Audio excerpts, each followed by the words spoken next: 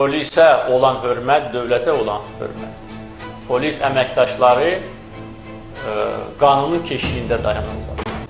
Vətəndaşlar bunu unutmamalıdırlar. Bakın, polis bax, hörmətli Azərbaycan prezidenti gəlib deyir ki, mən bölmənin rəisinin köməkçisiyəm. Sən deyir ki, sən deyir, dama çox deyir, öldürtdürürəm deyir. Möhtərəm prezident, möhtərəm prokuror, buna bax. Süysünün yoğunluğuna bax, gəlib avtobusda, bax, bunların yanında könç sördü. Könç sördü. Bax, buna bax, özdə mənə deyir, iş verən sən deyir. Mənə vəsiqə göstərir, deyir ki, mən rəisin deyir, rəis işləyirəm deyir. Rəisin köməkçisiyəm, buna bax. Vay, möhtərəm prezident. Yəni bunu kimi, nətər bunu kimi uğraşlara volya veriblər, gəlib vətəndaşa burada haqqır edir. Pasajirlərin içində avtobus şoferiyəm. Sör, bax özümü də Qarabağ döyüşçülərindən. Buna bax, qaçır.